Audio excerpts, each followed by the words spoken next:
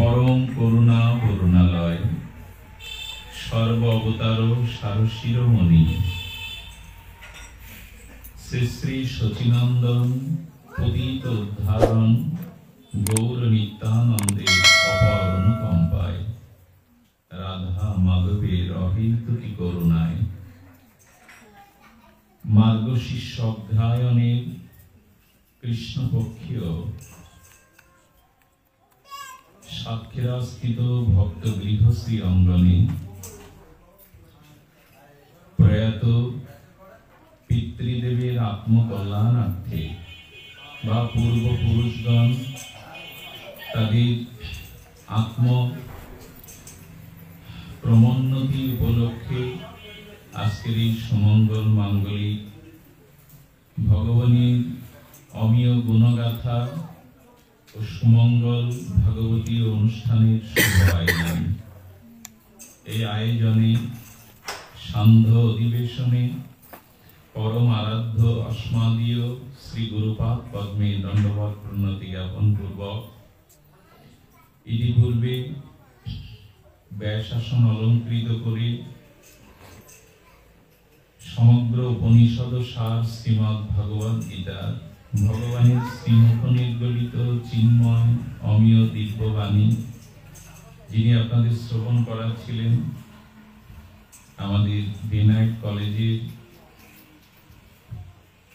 जिनि एकजन परम शिक्षक भगवत भक्त प्रद्युत विश्वास महाशय एवं श्री गोष्ठदास सह आपनारा भगवानेर प्रिय अनुरागी भक्तगण एवं कल्याणिया मातृमंडली सकल भक्त चरणे दिनते दिने दंडवत प्रणति। सुधीजन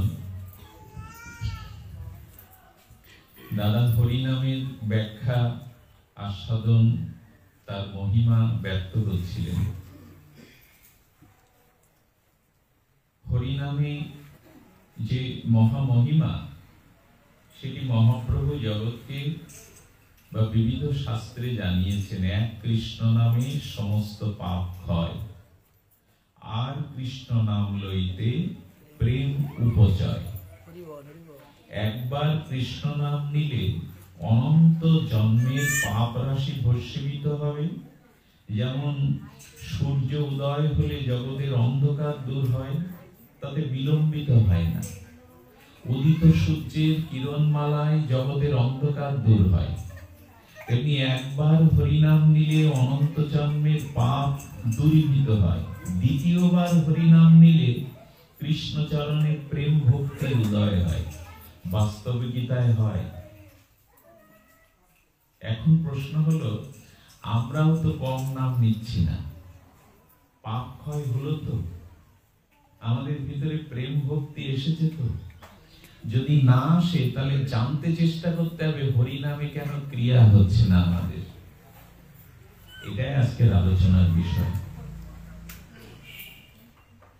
সেটি হলো আপনি যদি महापापीय हन, আপনি যদি মহাপাপীয় হন, জন্ম জন্মান্তরের আপনার পাপ থেকে থাকে, সেই পাপিষ্ট মহাপাপিষ্ট অতি পাপী ব্যক্তিও যদি হরি নাম বলে পাপ ক্ষয় হবে। কিন্তু যদি অপরাধ থাকে, যদি আপনার জীবনে অপরাধ থাকে তবে কোটি জন্ম বললেও ক্রিয়া হবে না হরি নাম। এখানে কি বোঝা গেল? বোঝা গেল পাপ বা মহাপাপ এটি হরি নামে ক্ষয় করবার ক্ষমতা আছে। কিন্তু হরি নামের চরণে যদি কারো অপরাধ থাকে, অপরাধ আর পাপ এটা আকাশ পাতালের মতো বিস্তর পার্থক্য। পাপ এক জিনিস, অপরাধ আর এক জিনিস। এই অপরাধ যদি থাকে তাহলে মহাজন কি বলছেন? ওইখানে বলছেন এক কৃষ্ণ নামে সমস্ত পাপ ক্ষয় আর কৃষ্ণ নাম লইতে প্রেমের উপচয়। এর পরের শব্দটা শুনুন। এর পরে বলা হচ্ছে কোটি জন্ম করে যদি নাম সংকীর্তন। ওখানে বলছে একবার প্রেম হবে। একই গ্রন্থে চৈতন্য চরিতামৃতে বলছে কোটি জন্ম করে যদি নাম সংকীর্তন তবু না মিলিবে কৃষ্ণ প্রেম। এখানে একবার বললে প্রেম হবে, এখানে বলছে কোটি জন্ম বললে হবে না। বলছে হেন কৃষ্ণ নামে প্রেম না হয় অঙ্কুর। আমরা নাম করছি কিন্তু আমাদের স্বভাব পরিবর্তন হচ্ছে না, কাম ক্রোধ নিয়ন্ত্রণ হচ্ছে না। এক কথায় আমি প্রকৃত মানুষ হতে পারছি না। কেন? বলছেন হেন কৃষ্ণ নাম যদি লয় বহুবার, অষ্টপ্রহর হচ্ছে, 56 প্রহর হচ্ছে, 16 প্রহর হচ্ছে, এখন নগরে নগরে প্রতিদিন কীর্তন হচ্ছে, ভাগবত পাঠ হচ্ছে, কিন্তু কাজের কাজ কিছু হচ্ছে না।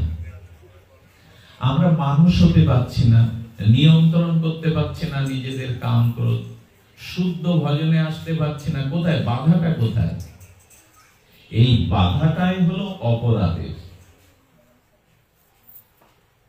এই বাধাটাই হলো অপরাধ। হেন কৃষ্ণ নাম যদি লয় বহুবার, তবে যদি নহে প্রেম নহে অশ্রুধার। কি শব্দ দিয়েছেন কবিরাজকে! তবে যদি নহে প্রেম নহে অশ্রুধার। এত নাম নেওয়ার পরেও যদি প্রেম না হয়, নয়নে অশ্রু না আছে, স্বভাব পরিবর্তন না হয়। কৃষ্ণ নামে এখন কাঁদবার একটা বিষয় আছে। নাম যজ্ঞে যারা যায় তারা প্রথম আধা ঘন্টা 40 মিনিট খুব খোল টোল বাজিয়ে একবার আকাশ বাতাস মাতিয়ে দেয়। মাঝখানে ওকে বলে বিরাম, বেশ বেহালার বা বাঁশির করুণ সুরে দর্শক শ্রোতাকে কাঁদায়, গড়াগড়ি দেয়। শেষের আবার আধা ঘন্টা আধুনিক সুরে গানটার নাচানাচি করে চলে যায়। এরকম 3টে ভাব আছে। তো মাঝখানে যখন এত কান্নাকাটি হলো, একেবারে গলা জড়িয়ে ধরে যখন কাঁদলো, মনে হয় এরা কৃষ্ণ পেয়ে গেছে, এদের প্রেম ভক্তি জেগে গেছে। তো শাস্ত্রে বলছে যে চোখের জলে গড়াগড়ি দেওয়াটা কি প্রেমের লক্ষণ, শুদ্ধতার লক্ষণ? বলে না। চোখের জলের মূল্য আছে। ধোলায় গড়াগড়ি দিয়ে হা কৃষ্ণ বলে আত্মি বিরহ ব্যথায় চিৎকার করার এর মূল্য আছে। কোন মূল্য? যদি চোখের জলের সাথে সাথে ওই দৈন্যতা গড়াগড়ির সাথে তোমার পূর্বের হৃদয়ের স্বভাবের পরিবর্তন হয়, তাহলে এটার মূল্য আছে। তোমার স্বভাবের গায়ে হাত পড়লো না, কাম ক্রোধ লোভ ভেতরের পশুত্ব যা কিছু থাকলো, মাঝখানে একটু কান্নাকাটি গড়াগড়ি হলো, বলে এটা আবেগ, এটা ভক্তি না, এটা আবেগ। হ্যাঁ, অভিনেতারাও তো কাঁদায়, নিখুঁত অভিনয়ের দ্বারা অভিনেতারাও কাঁদায়, তাতে কি আসে যায়? চোখের জলে হৃদয়টা ধুয়ে যাবে। পূর্বজন্মের যেসব কুসংস্কার কুস্বভাব আছে, ওটার হৃদয় নির্মল হতে হবে। হৃদয় যদি নির্মল না হয়, পূর্বের স্বভাব যদি পরিবর্তন না হয়, তাহলে চোখের জল অভিনয় করেও আনা যায়, আবেগবশত আনা যায়। আর আমাদের কান্নাটা যদি লোক দেখানো হয়, আসর জমানো হয়, তাহলে আরো অপরাধে জড়িয়ে গেলেন আপনি।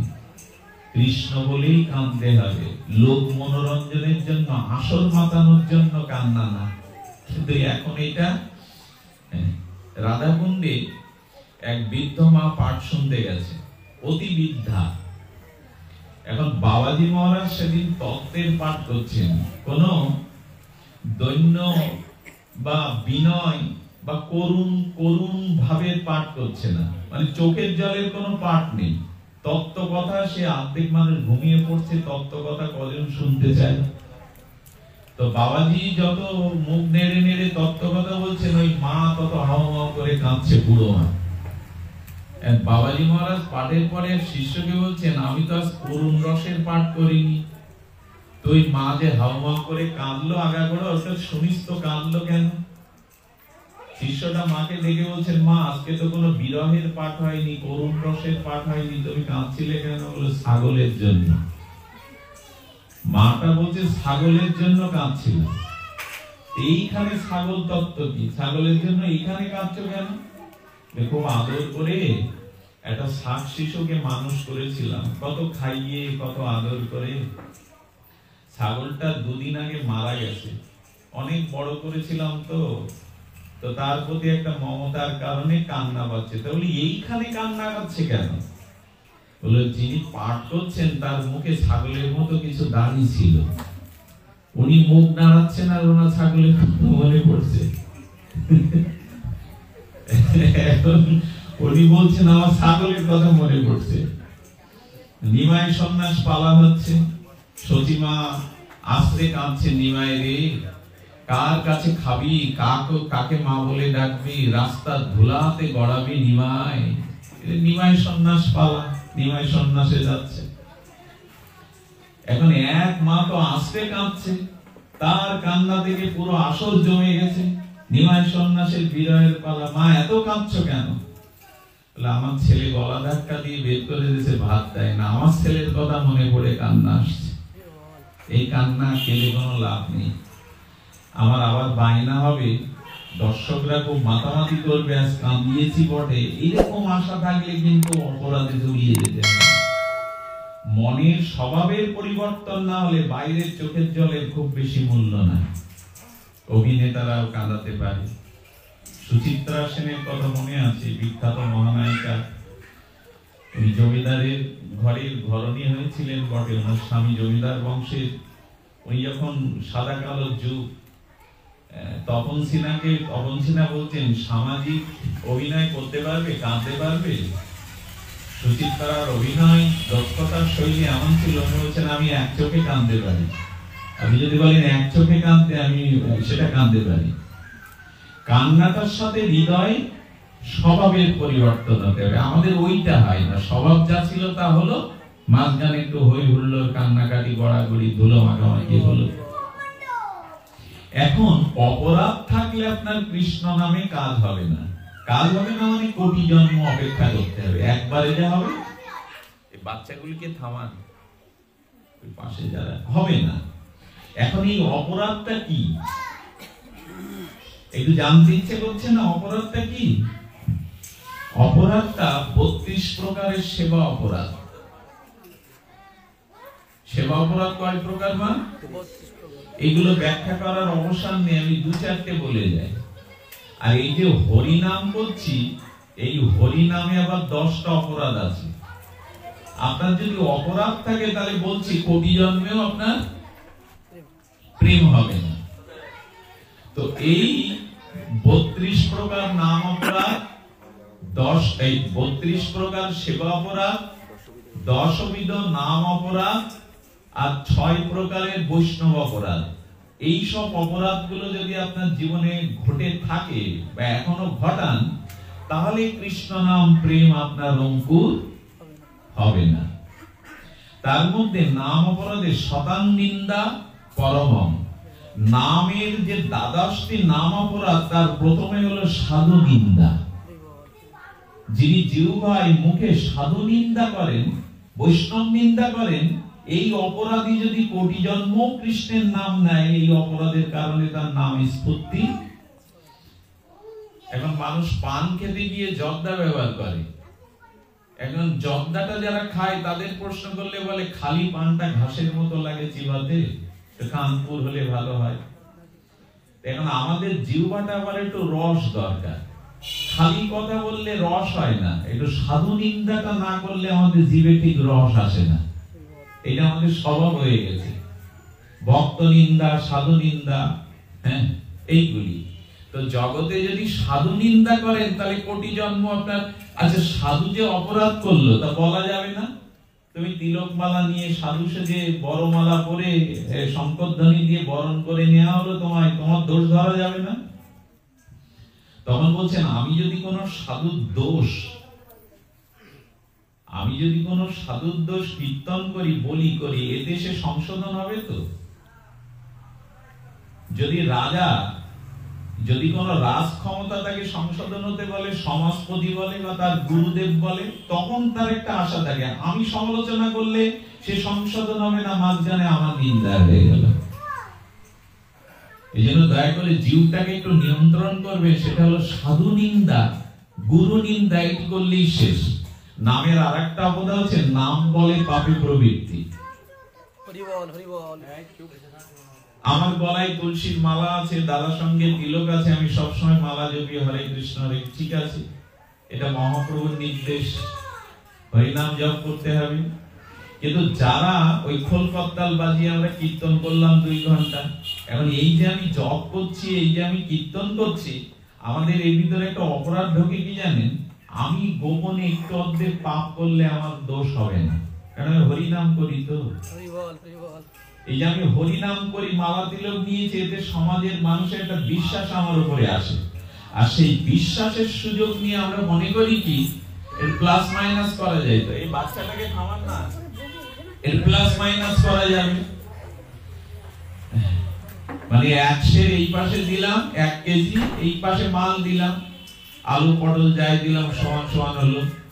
আমরা মনে করি দিনে এতবার নাম করি, মাঝখানে একটু গোপন পাপ করলে ওই পাপ আমাকে ছোবে না, আমি তো নাম করি। পদ্মপাতা জলে থাকলে যেমন জল ঢোকে না, আমি হরি নাম করি। এই নাম বলে পাপে প্রবৃত্তি একটা মারাত্মক অপরাধ।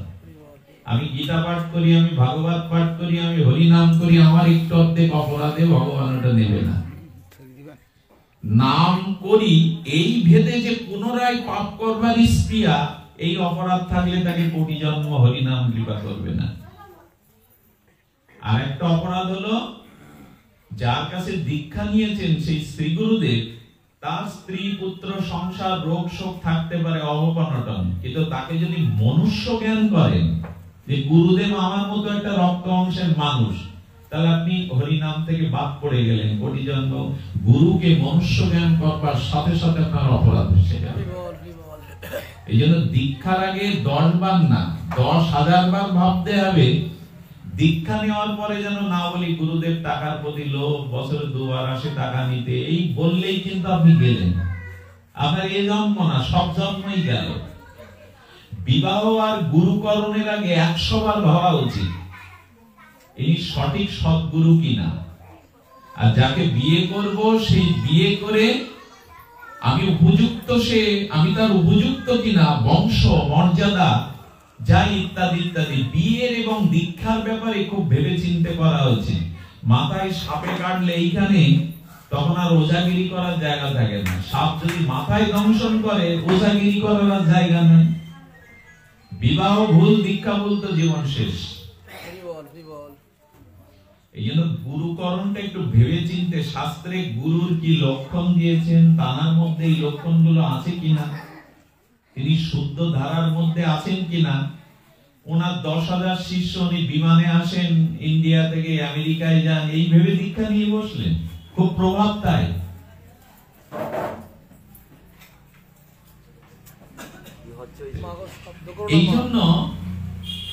এই জন্য আমরা যেন বাইরের প্রভাবে প্রভাবান্বিত হয়ে গুরুকরণ না করি। গুরু কে হতে পারেন সেটি শাস্ত্রে স্পষ্ট লিখিত আছে। সংসার দাবনল লীল লোকত্রাণায় কারুণ্য ঘন ঘনত্তম প্রাপ্তস্য কল্যাণ গুণানুবশ্য বন্দে গুরু শ্রী চরণারবিন্দম।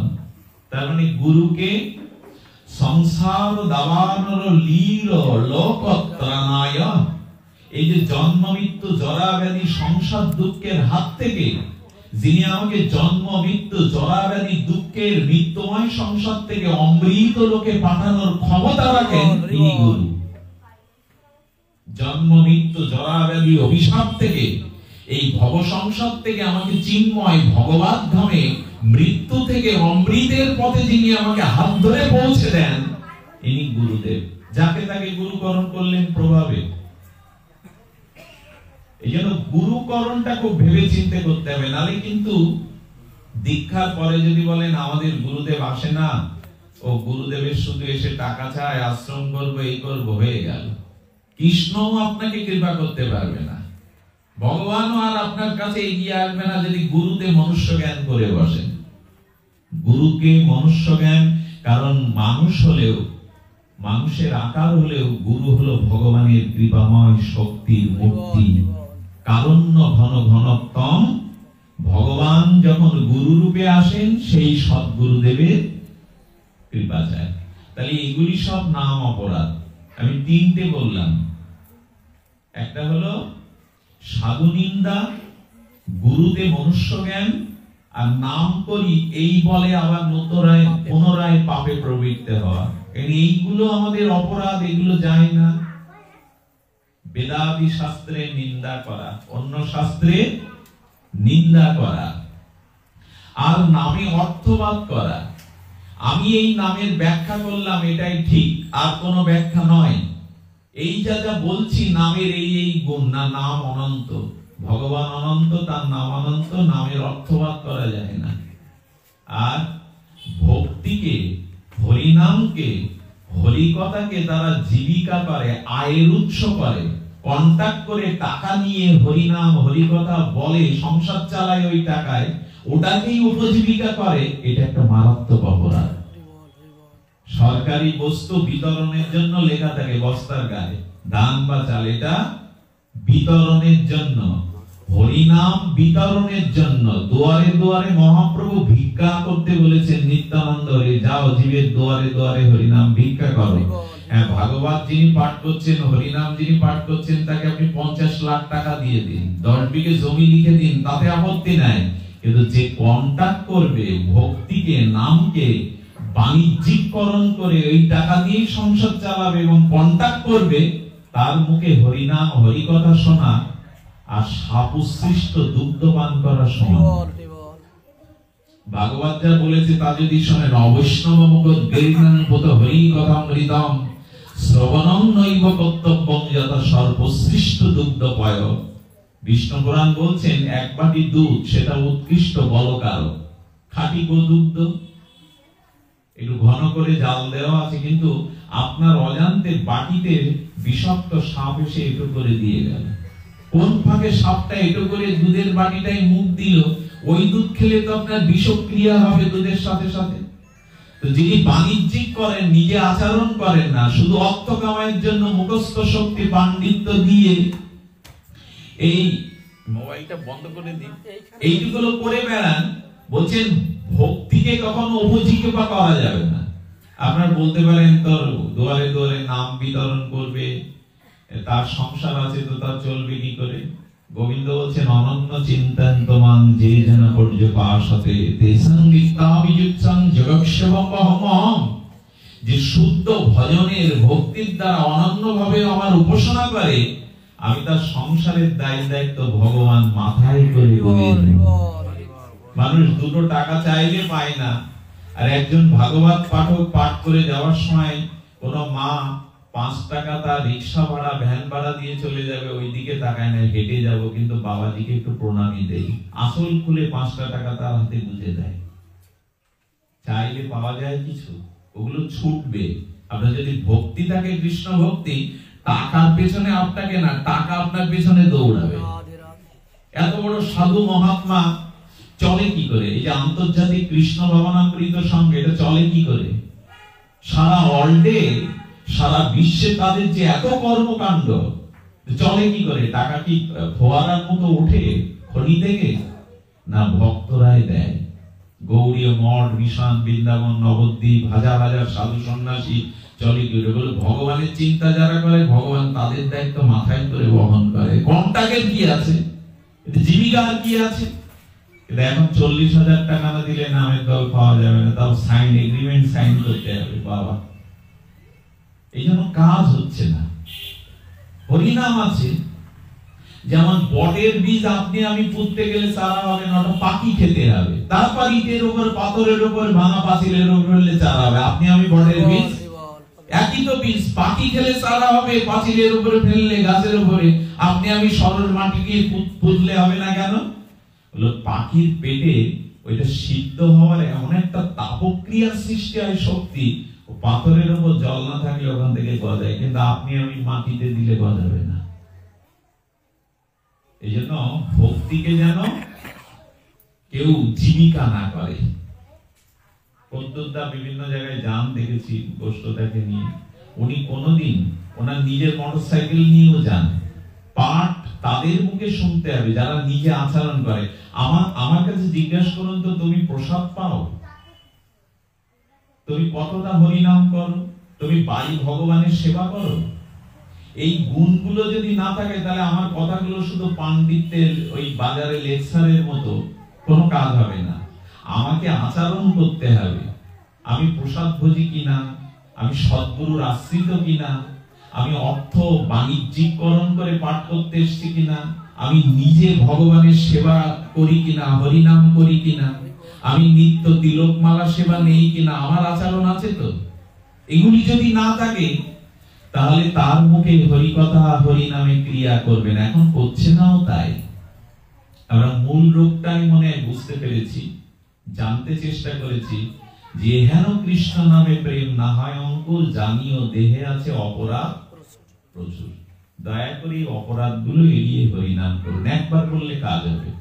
যেমন আকাশে মেঘ থাকলে চাঁদের চন্দ্রিমাও প্রকাশ হয় না, হয় কি?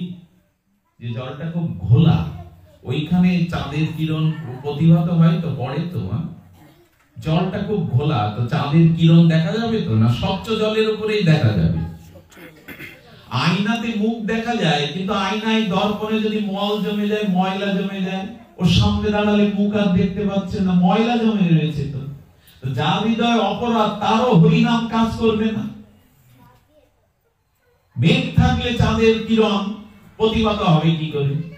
আয়নার উপরে যদি ময়লা জমানো থাকে তো মুখটা দেখবেন কি করে? দর্পণে প্রতিভাত হবে না আপনার বদন।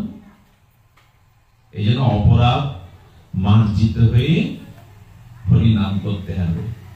দাদাজি যেহেতু হরিনামের উপর বলেছেন, এখন আমরা যেন এই অপরাধগুলোকে, তারপরে কি, বৈষ্ণব দেখলে সম্মান না করা, যার কণ্ঠে অন্তত তুলসীর মালা একটু তিলক, যিনি হরিনাম করছেন, তাকে যেন আর চোখে না দেখি, হ্যাঁ সাধু সেজেছে।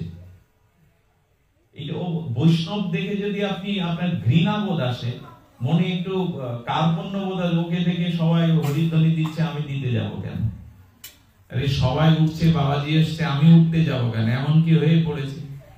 যখনই এরকম বৈষ্ণব অবজ্ঞা করবেন, তাতে কৃপা পাবেন। এই দেখুন বৈষ্ণব অপরাধের কি ভয়াবহ পরিণতি করতে হয়।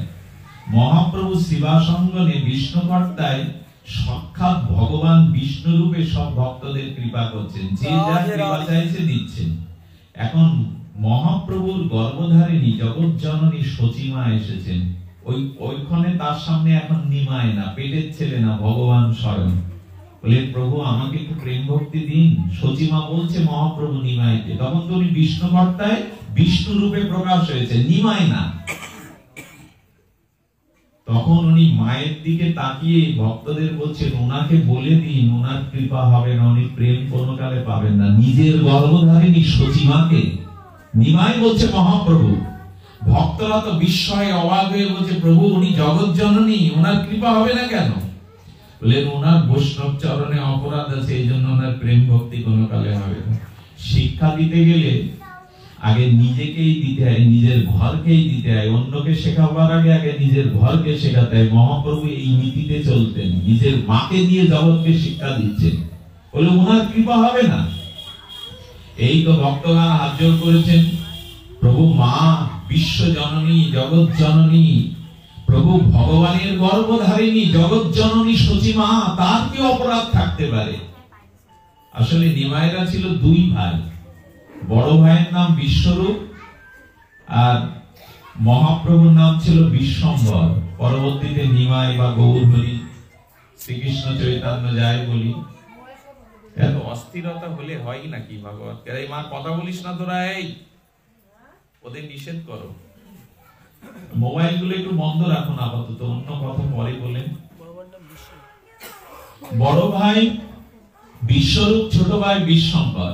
এখন অদ্বৈত প্রভু ছিলেন আচার্য, ওনার কাছে নিমাইয়ের বড় ভাই যেতে যেতে 18, আর নিমাইও শাস্ত্র নিয়ে অদ্বৈতের কাছে আবার শিক্ষা করতে যেতেন। একদিন সচিমা কাউকে না মনে মনে বললেন, অন্যের বেলায় অদ্বৈত অদ্বৈত, আমার বেলায় উনি দ্বৈত। এটা মনে মনে বলেছিলেন। আমার এক ছেলে ওনার কাছে গিয়ে সন্ন্যাস নিয়েছে, আমার একমাত্র অবলম্বন নিমাইও যায়, ওকেও যদি সন্ন্যাসে বৈরাগ্যে পাঠায়, সকলের কাছে অদ্বৈত, আমার কাছে উনি দ্বৈত। মনে মনে বলেছিলেন, ফুটে কাউকে বলেননি। মহাপ্রভু বলছেন এই অপরাধে ওনার প্রেম ভক্তি কোনো কালেই হবে না। চিন্তা করা যায়। আর মোবাইল বন্ধ। জয় জয় শ্রী কৃষ্ণ গৌতমানন্দে। এত বললেও যদি না শুনেন তাহলে কিছু করার নাই। জেনে শুনে যদি বিষ খান তো আমার তো কিছু করার নাই, মরুন। এইখানে এসেও যদি ও সব চলে চলুক, কিন্তু এইগুলো অপরাধ। ভগবান বলছেন যে না, অপরাধ মুক্ত হয়ে যা করবার করো, নিরপরাধে লইলে নাম পাবে কৃষ্ণ প্রেম। এই সবাই মিলে কথা বলে কৃষ্ণ।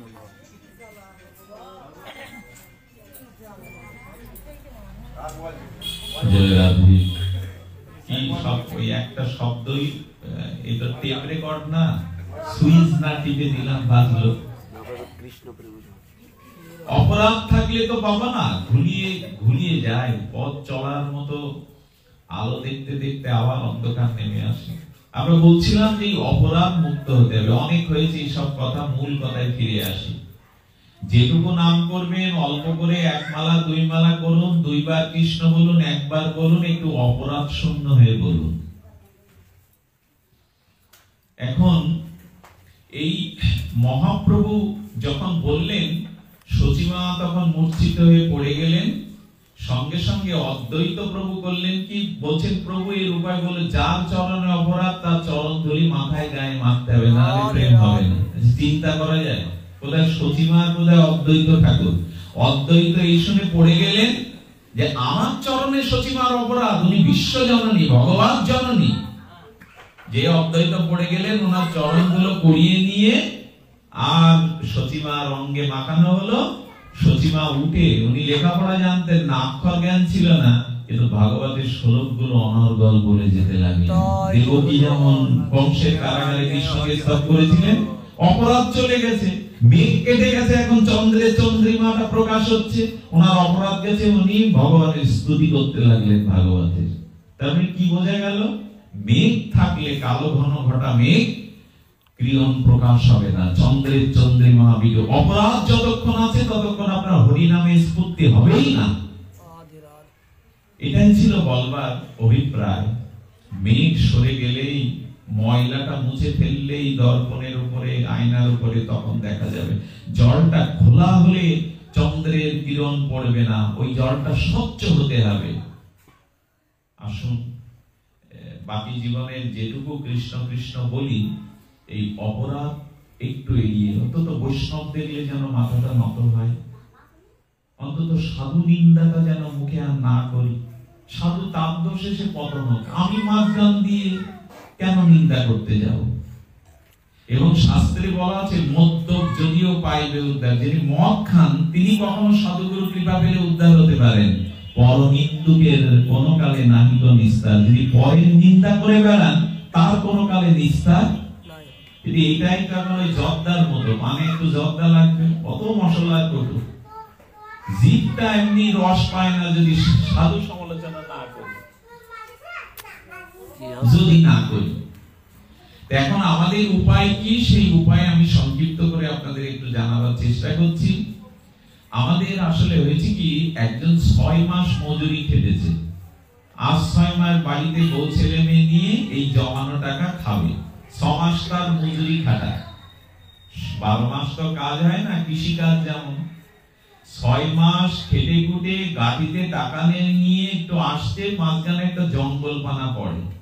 আতঙ্কিত বাটপাররা, মানে বনদস্যুরা আতঙ্কিত হয়ে সেই 6 মাসের উপার্জিত মাথার ঘাম পায়ে ফেলা অর্ঘগুলো নিয়ে নিল। সামনে অন্ধকার দেখতে লাগলো, কারণ 6 মাস তার না খেয়ে থাকতে হবে।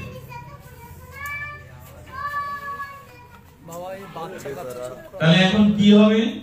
বলে ওর যেমন 6 মাসের কষ্টার্জিত অর্থ বাটপাররা জঙ্গলের মধ্যে কেড়ে নিল, তেমন আমরা সপ্তাহে একটু হরিনাম করি, মালা তিলক নেই, একটু একটু করে প্রেম ভক্তি বা ভাগবত আধ্যাত্ম সম্পদ আমাদেরও সঞ্চয় আছে। না আসবেন কেন আপনি এখানে?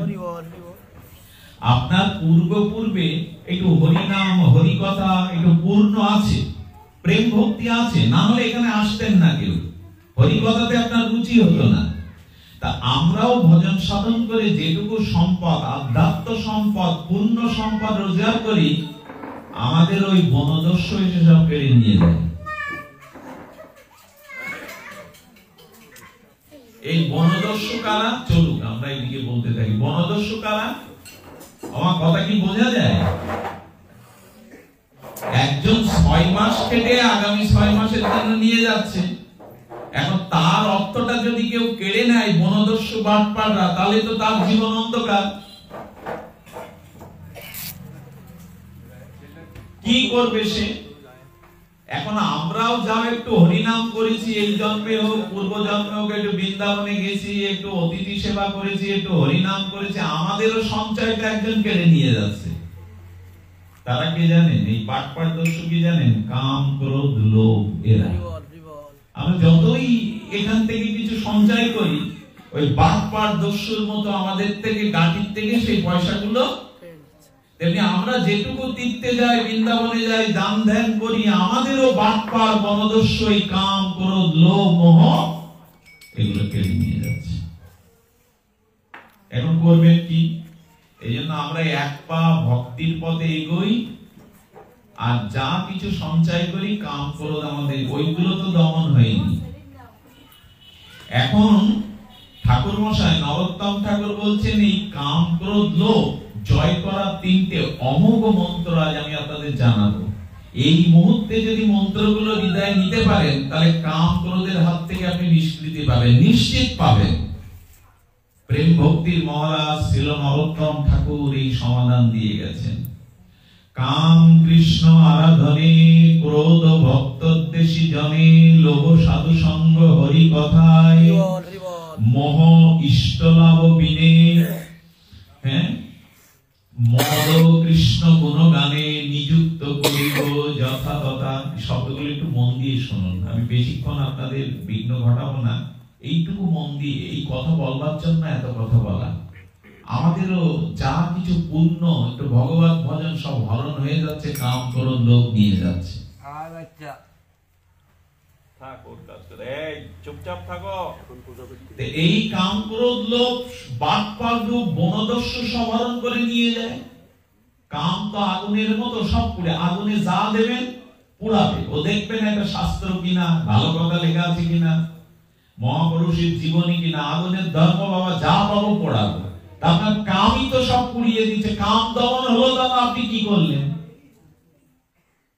দেখুন এই কাম, ক্রোধ, লোভ, এই 3টি ভগবান বলেছেন নরকে দেখিয়ে দেওয়ার দ্বার। এই 3টিই নরকের দ্বার। এর থেকে কি করে মুক্তি পাওয়া যাবে? একটা অপূর্ব সমাধান ঠাকুর মশাই দিয়েছেন। শুনলে আপনি পথ পেয়ে যাবেন, নতুন একটা আলো পেয়ে যাবেন। কাম, ক্রোধ, লোভ, মোহ, মদ, মাৎসর্যটা বলেননি ঠাকুর মশাই। কারণ কাম, ক্রোধ, লোভ থাকলেও আপনি ভজন করে উদ্ধার করতে পারবেন, কিন্তু মাৎসর্য থাকলে আপনার কোনো কালেই ভজন হবে না। মাৎসর্য কাকে বলে জানো কি মা? কাম, ক্রোধ, লোভ, মোহ, মদ আর মাৎসর্য, এই তো স্বরলিপি। মাৎসর্য কাকে বলে? অন্যের উৎকর্ষ বা অন্যের উন্নতি, অন্যের কোন গুণ দেখে আমার হৃদয়ে জ্বলে পুড়ে যায় যখন, আমার হলো না কেন, ওর হবে কেন, এর বলে মাৎসর্য। সে সাধু সমাজে বলেন, জাগতিক সমাজে বলেন, শিক্ষায় বলেন, আমার হলো না, ওর হলো কেন, ওর হবে কেন। এইখানে কারো গলে মালা পড়লো না, উনার গলে মালা দিল, উনি আসলে শঙ্করধ্বনি দিল, কেন আমি সাধু না? এই যে অন্যের উৎকর্ষ, অন্যের গুণ দেখে নিজের হৃদয়ে যে জ্বালা সৃষ্টি হওয়া, এ যদি কারো থেকে থাকে, গোসাই গোবিন্দ কেটে খাওয়ালেও তার কাজ হবে না। এ এমন এক পিশাচী যে সব শেষ করে দেবে আপনার। এই জন্য মাৎসর্য, কারো উন্নতি এমনি এমনি হয় না, ওটা তার প্রাপ্ত ছিল, ওটা তার গুণ সাধনার দ্বারা পেয়েছে। আপনি জ্বলে পুড়ে মরে কি হবে? এই জন্য অন্যের উন্নতি, অন্যের উৎকর্ষ থেকে হৃদয়ে যেন জ্বালা না ধরে, তাহলে ডুবে গেলেন। এই মাৎসর্যটা ঠাকুর মশাই আনে নিয়ে থাকলে ভজন সাধন হবেই না। এখন কাম, একে জয় করতে হবে কি করে? শুনুন, মানুষ এখনো লোহা কাটে কি দিয়ে? লোহাকে কাটতে গেলে কি দিয়ে কাটতে হয়? লোহা দিয়েই কাটতে হয়, হয় কি না? যে নিমটা দিয়ে লোহা কাটে, ওটাও লোহার তৈরি। লোহাকে কাটতে হবে লোহা দিয়ে। আচ্ছা, কোন সর্পা, বিষাক্ত সর্প দংশন করলে হাসপাতালে তার চিকিৎসা হয় কি দিয়ে জানেন? সাপের বিষের চিকিৎসা সাপের বিষ দিয়েই হয়। বিষ দিয়ে বিষ নিষ্ক্রিয় করতে হয়। এখন এই চিকিৎসা পদ্ধতি বিষ দিয়ে বিষকে নিষ্ক্রিয় করতে হবে। আর যাদের 80% পুড়ে যায়, যারা অগ্নিতে দেওয়া হয় কোন বস্তু, ওখানে জল ঢেলে দিলে সে মরে যাবে। একটু অর্ধেক পুড়লে জল দিতে পারেন, 60 বা 70% যে পুড়ে গেছে তার গায়ে জল দিলে সে মরে যাবে। তাপ দিয়ে অগ্নিদগ্ধ ব্যক্তিকে তাপের মধ্যে রেখে চিকিৎসা করতে হবে, ঢেলে দিলেই মরণ, ঠান্ডায় দিলেই মরণ। কি বোঝা গেল? তাহলে কামকে কাম দিয়ে জয় করতে হবে। আবার বলি কথাটা, কামকে কাম দিয়ে, লোহাকে লোহা দিয়ে কাটতে হবে, বিষকে বিষ দিয়ে নিষ্ক্রিয় করতে হবে। এটা ঠাকুর মশাইয়ের অনুভব, নরোত্তম ঠাকুর। সেটা কি দিয়ে? আচ্ছা, কাম শব্দের ইচ্ছা কি কম ধাতু থেকে? কাম শব্দ নিষ্পন্ন, কম ধাতুর অর্থ হলো ইচ্ছা। কোন কিছু ভোগের ইচ্ছাকে বলে কাম। কাম মানে বৃহৎ অংশে কামনা। আমি এটা চাই, এটা ভোগ করতে চাই, এটা আমার হোক, এটা আমি চাই। এরকম ভোগের বাসনাকেই বলে কাম। কাম মানে শুধু এক অর্থে নর নারী এক অর্থে ব্যবহৃত না। কাম মানে বৃহৎ অর্থে হলো কামনা। এখন আমরা এই জগতের জীবগুলো সব কামনার বাতাসের মধ্যেই জন্মেছি, আমাদের ভেতরে সব কামনা। এখন বলছেন কাম মানে যদি অনন্ত ভোগের কামনা হয়, তাহলে কাম দিয়ে কাম জয় করো। কাম দিয়ে কাম জয় করবো কি করে? বলছে দেখো, এক গোলাপ বাগানে দুটো গোলাপ ফুল ফুটেছে একই বিন্দে। দুজন যুবক সকালবেলা শিশিরসিক্ত সুগন্ধমণ্ডিত আর অপরূপ শোভা বিকশিত ওই গোলাপ ফুল দুটো এক যুবক তুলে তার যুবতী প্রেয়সীর খোপায় পুরে দিল। আর একই আরেকজন যুবক ওই বাগানে ওই গাছ থেকে তুলে গোলাপের পাপড়িগুলো অগরু চন্দন দিয়ে রাধারানীর চরণে দিয়ে দিল। একই বাগান, একই গাছ, দুইজনই যুবক, দুইজনই ফুল তুললো একই বৃত্ত থেকে। একজন প্রেয়সী প্রণয়নী যুবতীর খোপায় দিয়ে দিল, সেটা হলো কাম। আর আরেকজন পাপড়িগুলো অগরু চন্দন দিয়ে রাধারানীর চরণে দিয়ে দিল। কাম দিয়ে কাম জয়। ওর ইচ্ছাটা আমি প্রেয়সীর খোপায় পড়বো, আর এর ইচ্ছাটা রাধারানীর চরণে ওটা দিয়ে দেব। ইচ্ছা দুইজনের সমান। কি করে বোঝায় বলুন তো? প্রস্তাবনাটা খুব কঠিন। কাম দিয়ে কাম যায়। কাম মানে বললাম কম ধাতু থেকে কাম শব্দ নিষ্পন্ন। কম ধাতু মানে ইচ্ছা। আচ্ছা, এখানে যে সিঁড়িটা আছে, এদিকে উপরে ওঠা যায়, তখন লক্ষ্যটা কোন দিকে থাকে? উপরের দিকে। আর ওই একই সিঁড়ি দিয়ে নিচে নামা যায়। একই এই বৈদ্যুতিক আলোতে কেউ জাল দলিল লেখে, কেউ ভাগবত পড়ে। আলোর দোষ না তো, ইচ্ছার দোষ। তেমন তোমার এই যে ভোগের ইচ্ছাটা, অবৈধ স্ত্রীর দিকে, অন্য স্ত্রীর দিকে যে ইচ্ছাটা, অবৈধ সম্পদের দিকে ইচ্ছাটা, এই ইচ্ছাটার মোড় ঘোরাও। কি অভূতপূর্ব কথা! কাম মানে কোন ভোগের বাসনা বা ইচ্ছা, ইচ্ছাটার মোড় ঘোরাও। অনেক জ্ঞান দিয়ে কাম জয় হবে না। 10,000 বছর জলের নিচে একজন বৃন্দাবনে তপস্যা করেছিলেন, কালীয় হ্রদের নিচে, যমুনার নিচে। তার নাম সৌভরী ঋষি। 1000 বছর জলের তলে থাকলো কি করে? বলে ডুবুরিতে অক্সিজেন নিয়ে যেমন জলে যায় এখন, ওই মুনি জলস্তবন বিদ্যার দ্বারা উনি 10,000 বছর জলের নিচে থাকতে পারতেন। আচ্ছা, সাপ সমাজ খায় না, বেঁচে থাকে কি করে? সাপ বা ব্যাং ওই একটা মাটির স্তরে সমাজ শীতকালে বেরোয় না, খায়ও না, বলে বাসে কি করে? বলে খেজুরি মুদ্রা দ্বারা। আমাদের বেদ বলেছেন ওদের জিহ্বাটা, ব্যাং বা সাপের জিহ্বাটা একটু লম্বা হয়। ওই জিহ্বাটা ওরা উল্টে ফিরিয়ে নিয়ে, জিহ্বার আগে একটা অমৃত রসালক্ষরিত ছিদ্র আছে, ওইখানে জিহ্বাটা উল্টে যদি ঠেকাতে পারে, ওর থেকে অমৃত ভরণ হয়। 1 বছর না খেয়েও তারা বেঁচে থাকতে পারে। হিমালয়ে অনেক যোগী ঋষিরা এই খেজুরি মুদ্রার দ্বারা বছরের পর বছর তপস্যা করেছিলেন, ক্ষুধা তৃষ্ণা কিছুই নেই তাদের। আমাদের এই আলা জিহ্বার কাছে একটা ছিদ্র আছে, এই সবাই খুঁজে পায় না, যোগীরা পায়। ওইখানে জিহ্বাটা উল্টে যদি একবার লাগানো যায়, অমৃতকে তার ক্ষুধা তৃষ্ণার সে পরপারে চলে যায়। যোগী ঋষিরা হিমালয়ের গুহাতে এখন ওই মুদ্রা, খেজুরি মুদ্রা, এগুলো ঠিক আমাদের মাথায় আসে না। আমরা যা মাতামাতি করি তা তো এই নিয়ে না। তো এখন বলছেন এই যে ভোগের বাসনাটা মোর ঘুরিয়ে দাও। আমি বহুবার বলেছি আপনাদের, ড্রেনের যে দূষিত জল, যাতে মানুষ পাও দেয় না, দুর্গন্ধ, দূষিত পোকামাকড় হয়ে গেছে, ওই ড্রেনের জলটা যদি ড্রেনের থেকে একটু নালা তৈরি করে দিয়ে গঙ্গার জলে ফেলে দেওয়া যায়, পুত পবিত্র গঙ্গার জলে ড্রেনের এক বালতি জল ফেলে দিলেন, দূষিত জল, ওকে আর দূষিত বলবেন? গঙ্গায় ফেলে দেওয়ার পর, স্রোতে মিশে যাওয়ার পরে। তেমনি আমরা যে ভোগের ইচ্ছাটা, কাম, এটা একটা মোড় ঘোরা, ড্রেনের জলটা গঙ্গায় দিয়ে দিই। তার মানে ঠাকুর মশাই বলছেন, কাম মানে তো ভোগের ইচ্ছা। তা পৃথিবীর সর্বশ্রেষ্ঠ ভোগ হলো তোমার ইচ্ছাটা যদি কৃষ্ণ সেবার দিকে লাগিয়ে দাও। কাম দিয়েই কাম হতে হবে, কৃষ্ণ সেবার দিকে লাগিয়ে দাও, এটা লাগিয়ে দাও। আর লাগিয়েছি, হ্যাঁ, বলছেন যে কৃষ্ণ সেবার দিকে লাগিয়ে। যেমন কি জানেন, আমি এক গ্রামে পাঠ করতে গেছি, আপনাদের আশীর্বাদে সেই 9 বছর বয়স থেকে ঘুরে বেড়ছি, কোনোদিন তো 2-3টের আগে ফেরা হয় না। গেছি এক জায়গায় গিয়ে বলছি, বাবা তোমাদের এখানে লোকজন কই, ভক্তবৃন্দ কই?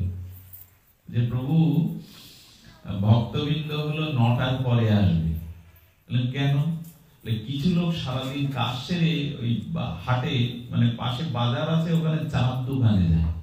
দেখবেন এখন যেখানে গোবিন্দ মন্দির, গ্রামের কোন পুরাতন মন্দির, ওইখানে 2-4 জন পাবেন না একটু ধূপ দিয়ে করতাল বাজে কীর্তন করা লোক। সব ওই যেখানে চা বিক্রি হয়, গ্রামের হাটে বাজারে একটা সিঁড়ি টানানো আছে, ওইখানে 4-5 কাপ কখন মেরে দেয় ও জানে না। আমি তো পতিতা, দেহ পুজিবিনী। বাবা এই আসনে একটু বসবেন? আপনাকে প্রণাম করবার অধিকার আমার নেই, ঘরে যেতে বলবারও তো কোনো মুখ নেই। ওইখানে সাধুকে দূর থেকে একটা প্রণাম করেছিলেন এই দেহ পুজিবিনী পিঙ্গলা। সাধু বাবা নাম করতে করতে 10 মিনিট ওখানে ছিলেন, বিড় করে ওর দিকে তাকিয়ে কি আশীর্বাদ করে দিল। বাবাজি চলে গেলেন, ও ঘরে দৌড় দিল, কাঁদছে বিছানায় বসে। দাসীদের বলছে, কোন খরিদ্দার আসলে আজ নিষেধ করে দিবি।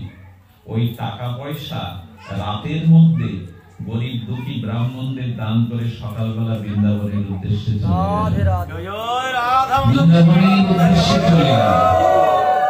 গেল। কেন জানেন? ওই যে সাধুটা, আচ্ছা একটা কাঁটা পুড়লে কাঁটাটা যতক্ষণ দেহের ভিতরে টাটায় না, ওই যে সাধু আশীর্বাদ করে গেল, ওর ভেতরটা যন্ত্রণা শুরু হয়েছে। যাওয়ার সময় কি বললো জানো? মা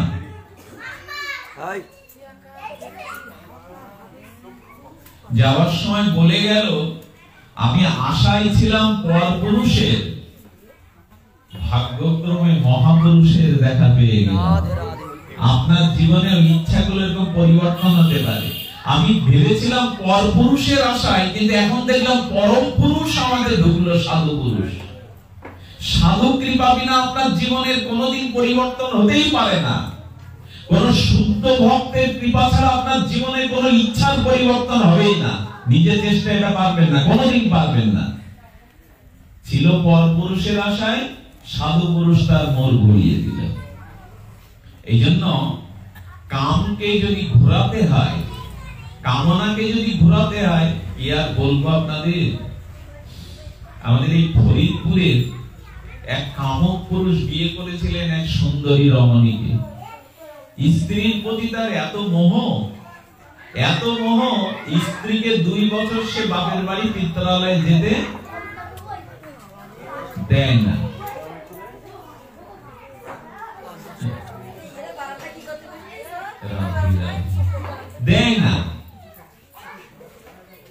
তো স্ত্রী, তার বাবা মারা যাচ্ছে, শ্বশুর লোক পাঠিয়েছে, আমি মামুকে দেখবো, মাকে নিয়ে এসো। বলছে হাত জোর করছি, একটা দিনের জন্য যেতে দাও। কত বড় কামুক পুরুষ যে স্ত্রীকে 2 বছরে পিত্রালয়ে যে, বাবা অসুস্থ, বলছেন আমি পালকি দেব, আর এই রাতটুকু তাকে দেখে সকালে ওই পালকিতে চলে আসতে হবে। পালকিতে চড়িয়ে দিয়েছে।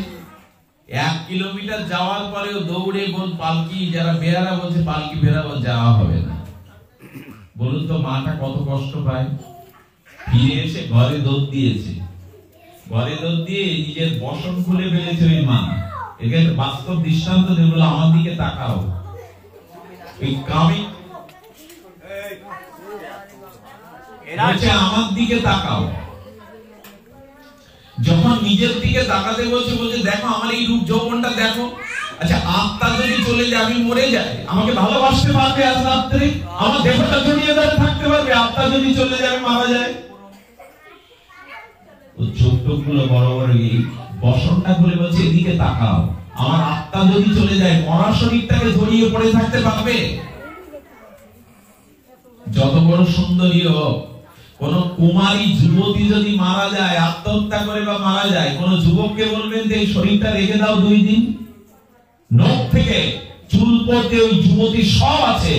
মরা কোন যুবতীকে কোন যুবক রাখবে? এবং ভয়ে উল্টো দিকে মুখ ঘুরিয়ে নিয়ে যাবে। সৌন্দর্য কোথায়? যৌবনে। আত্মাই হলো সৌন্দর্য, ভগবানই হলো আনন্দময়। আর কিছু মরা যুবতীকে কে কাছে রাখবে? কোন পুরুষ রাখবে মরাকে? এই জন্য দয়া করে আনন্দ কোথায় তার সন্ধান করুন। আনন্দ একমাত্র গোবিন্দ চরণে, গোবিন্দ ভজনে, সাধু সঙ্গে। এই ইচ্ছাটা ঘোরার নালে কিন্তু জীবনে পথ পাওয়া যাবে না। আচ্ছা, মানুষ যখন মারা যায়, এই কথাটা খুব মর্মান্তিক কথা, স্তব্ধিত হওয়ার কথা বেদ বলেছেন। মা বাবা 5টা জিনিস দিয়ে আমাদের দেহ গড়ে।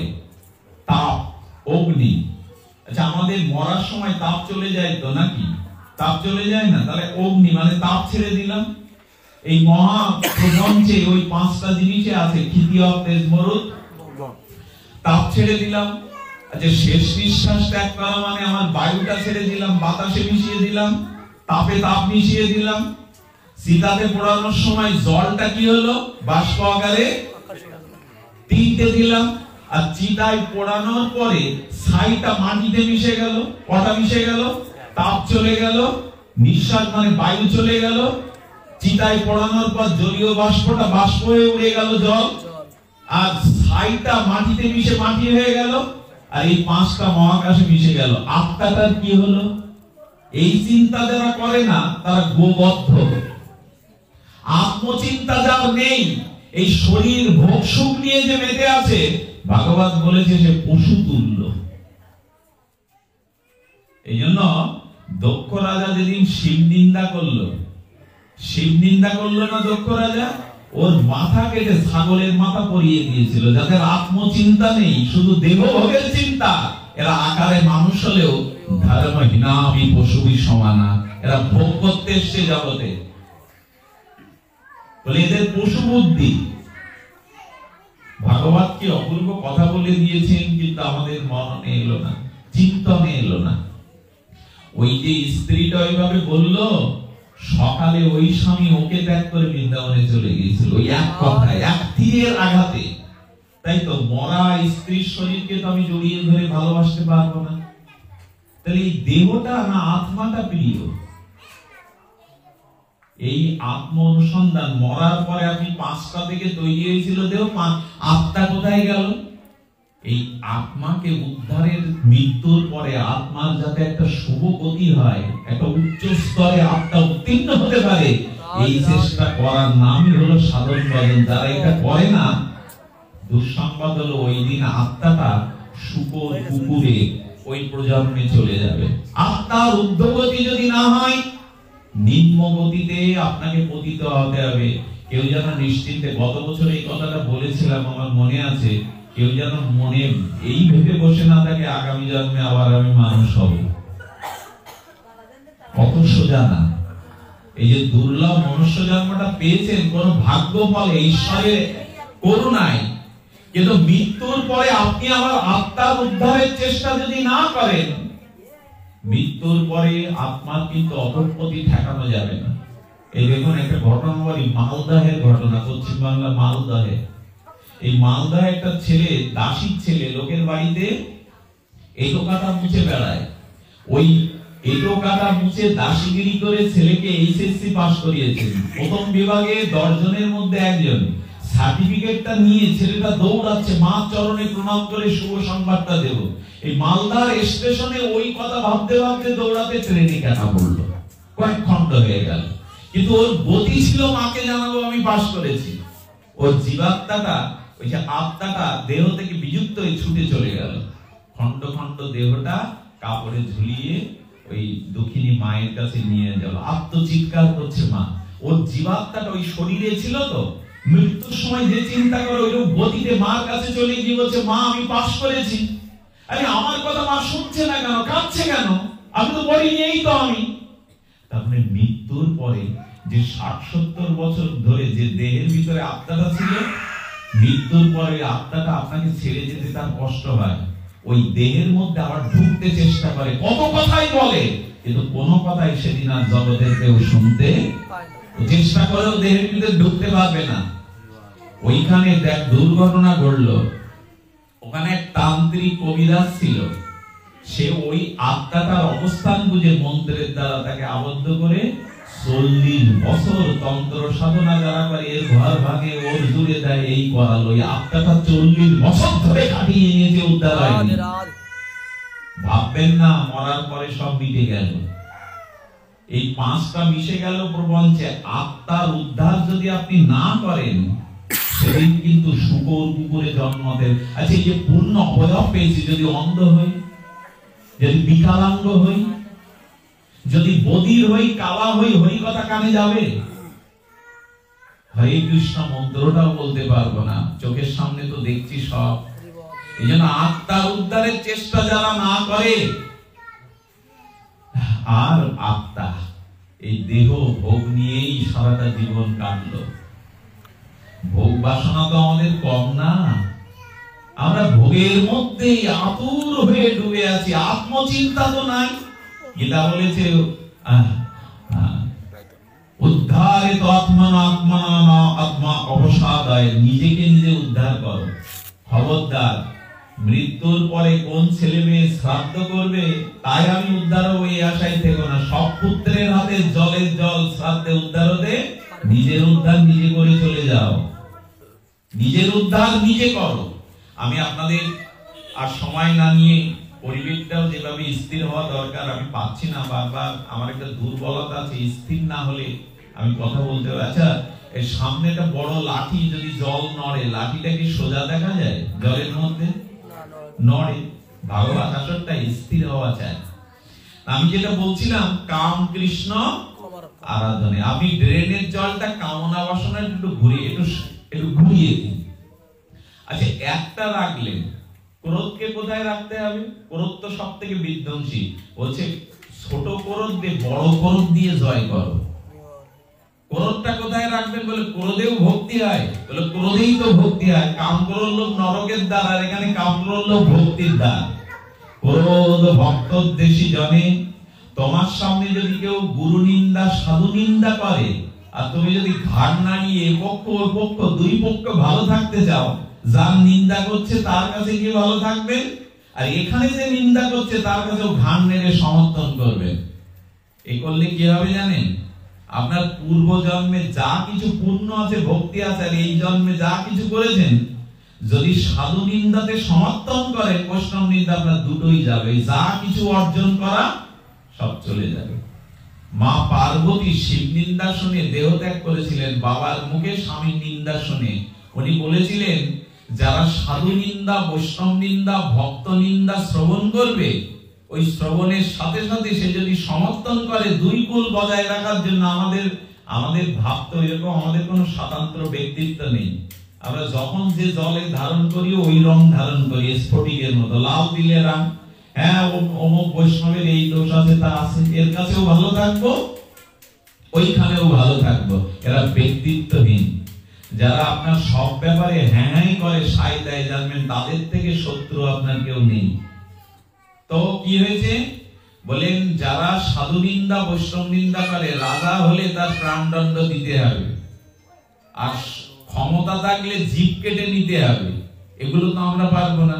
আমাদের কি করা উচিত? যেখানে সাধু বৈষ্ণব নিন্দা হবে, ধিক্কার দিয়ে ক্রোধ করে স্থান ত্যাগ করতে হবে। যদি না করেন আপনার ভক্তি চলে যাবে। ছোট ক্রোধ দিয়ে বড় ক্রোধ দিয়ে জয় করুন। আচ্ছা, এখানে 20 পাওয়ারের একটা বাল্ব জ্বলছে, যদি 1000 পাওয়ারের বাল্ব জ্বালান, 20 পাওয়ারের জ্যোতিটা স্বাতন্ত্র প্রকাশ হওয়ার ক্ষমতা রাখবে? তেমনি ছোট ক্রোধটাকে বড় ক্রোধ দিয়ে জয় করুন। যেখানে সাধু নিন্দা লোক নিন্দা হবে, ক্রোধটা ওইখানে প্রয়োগ করুন। বিষ দিয়ে বিষের চিকিৎসা করুন। সবশেষে আরেকটা জিনিস বলে 5 মিনিটেই বিশ্রাম করছি। এই জিনিসটা কি? লোভ। দুটো কিন্তু বলা হলো, কাম কৃষ্ণ আরাধনে ভগবত ভজনে লাগিয়ে দিন ইচ্ছাটা, আর ক্রোধটা যারা বৈষ্ণব বিদ্বেষী সেখানে ঝাড়ুন ক্রোধটা, লোভটা। লোভই তো সব শেষ করে দিল। লোভটাকে ঠাকুর মশাই বলেছে লোভ সাধু সঙ্গ হরি কথায়। আমি এখানে অনেকের মুখ চিনি, আপনারা বিদগ্ধ মানুষ, সারাদিন আপনারা আপনাদের স্ব কর্মে রত, গোষ্ঠদার মতো মানুষ এখানে বসেছেন, দাদারা বসেছেন, আপনারা কেন? এ দরকার কি তার?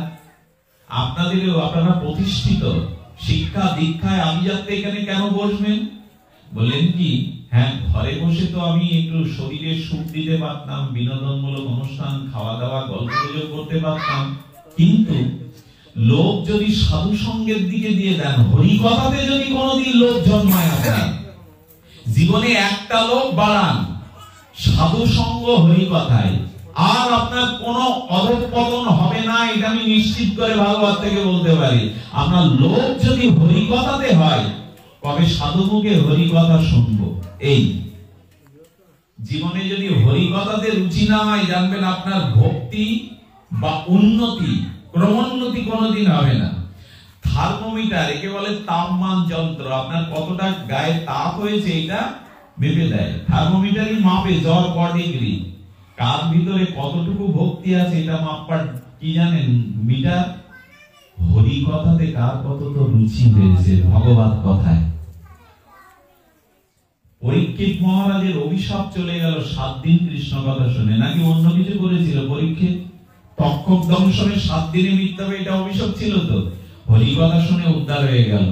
অর্জুন যুদ্ধ করবে না, বিষাদগ্রস্ত। অর্জুন যুদ্ধ শেষে করলো কেন? পরিষ্যে বচনান্তব বললো কেন? ওখানে কি যাগ যজ্ঞ হোম হয়েছিল না? কৃষ্ণ কথাতেই অর্জুনের মোহ দূর হয়েছিল। আমাদেরও মোহ, আমাদেরও মৃত্যু একমাত্র জয় হতে পারে যদি সাধু মুখে হরি কথাতে লোভ হয়। আমাদের লোভ থাকতে হবে। লোভ ছাড়া কিন্তু মানুষ কোনো কিছু করতে চায় না। যে বস্তুতে লোভ আছে তা তাকে করতে দিতেই হবে। ও আশার নিয়ম পরিণাম ভবিষ্যৎ ভাবে না, লোভ তাকে ছুটিয়ে নিয়ে বেড়ায়। কবে এই লোভ জাগবে? সাধু সঙ্গ হরি কথায়। যেখানে হরি কথা হয় ওখানে ভগবান উপস্থিত হন। সিন্নান্ত সকতা কৃষ্ণ পূর্ণ শ্রবণ কীর্তন হৃদয়স্থ অভদ্রাণী বিধূনতি সুরিত সদাম। ভগবান বলছেন, নারদ জিজ্ঞেস করেছিল, প্রভু কলিযুগে তোমাকে ঠিক ঠিক কোথায় পাবো? আচ্ছা, আমি সন্ধ্যা 7টার সময় কোথায় থাকবো? আমার বাড়ির লোক, আমার ভাই, আমার বন্ধু বললে সঠিক হবে না আমি নিজে মুখে বললে সঠিক হবে? যে আমি 7টায় কোথায় থাকবো? নিজে বললেই তো ওটা নিশ্চিত হওয়া যাবে, অন্য বললে? তার ভগবান বলেছেন আমাকে কলিযুগে কোথায় পাওয়া যাবে? যত্র গায়ন্তি তত্র তিষ্ঠামি। যেখানে সাধু মুখে হরি গুণাগুণ হবে, হরি কথা হবে, কোথাও না পেলে বৃন্দাবনে মথুরায় না পেলে ওইখানে তুমি আমাকে পাবেই পাবে অর্জুন। নারদ যত্র গায়ন্তি তত্র, যেখানে সাধুগণ মিলিত হয়ে ভগবানের গুণকীর্তন করেন, কলিযুগে ওইখানটায় আমার একমাত্র। এমনকি ভগবান বলেছে যেদিন হরি কথা হবে ওদিন সবার আগে কে আসে? কীর্তনের দল, ডেকোরেটরের লোকজন না, সবার আগে যার কথা হবে সেই গোবিন্দ রাধারানীকে নিয়ে এসে তারা নাম।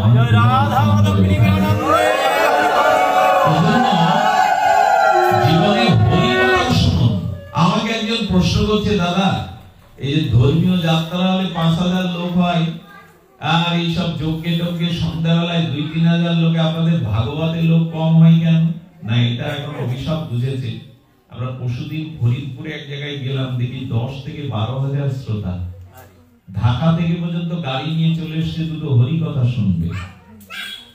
হরি কথার এখন জয় শুধু আমাদের সাতক্ষীরা দক্ষিণ অঞ্চল খুব জাগেনি। এই শ্যামনগরে যাবেন ওই অঞ্চলটা, আমি মাঝে মাঝে গিয়ে দেখি 8 থেকে 5,000, 7,000, 8,000 শ্রোতা হয়।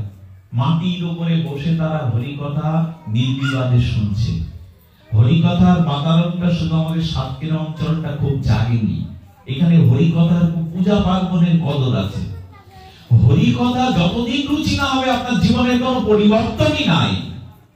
পূজা পার্বণগুলোর যে পরিবেশ এখন হিন্দু সমাজে তৈরি হয়েছে, ওখানে আধ্যাত্মবাদ তো পড়ে বলুক, মনের পরিবর্তন পড়ে পড়ুক, মনের ভোগ বাসনারও বাড়ি দেবে লাইট, প্যান্ডেল, অশ্লীল গান বাজনা আর বাজারের পরিবেশ। আচ্ছা, এখানে এখন যারা এসেছেন আপনারা বলুন তো, এইখানের পরিবেশটা এখন আমরা তো অন্য বাজে চিন্তাও করবার ক্ষমতা রাখবো না, হরি কথারই এরকম মহিমা। এই জন্য লোকটা সাধু মুখে হরি কথা শোনার লোক জাগান। এই লোকটা যদি এদিকে ঘুরিয়ে দিতে পারেন তাহলে জানবেন কল্যাণ হল, আপনাদের মঙ্গল হোক। এইখানেই হরি কথা বিশ্রাম রাখছি। পিঙ্কি জুয়েলার্স তারা প্রতি বছর আপনাদেরকে, তারা ভাইরা একসাথেও এখনো আছে, এটা খুব উত্তম বস্তু যে তারা এখনো ভাগাভাগি হয়নি। তাদের মনের বা সংসারের এই মিলটা অটুট থাকুক। তাদের পিতামাতার আত্মার কল্যাণের জন্য আপনারা একটু প্রার্থনা করুন। আপনাদের অনেকটা সময় নষ্ট করে ফেললাম, কি বলতে চেয়েছি জানি না, তবে আপনারা একটু ভগবানের ভজনের দিকে অগ্রসর হন, এটাই বলবার অভিপ্রায়, এটা মৌলিক তত্ত্ব। আমাদের মঙ্গল কামনা করে এখানে হরি কথা বিশ্রাম। শ্রী গুরু প্রেমানন্দে।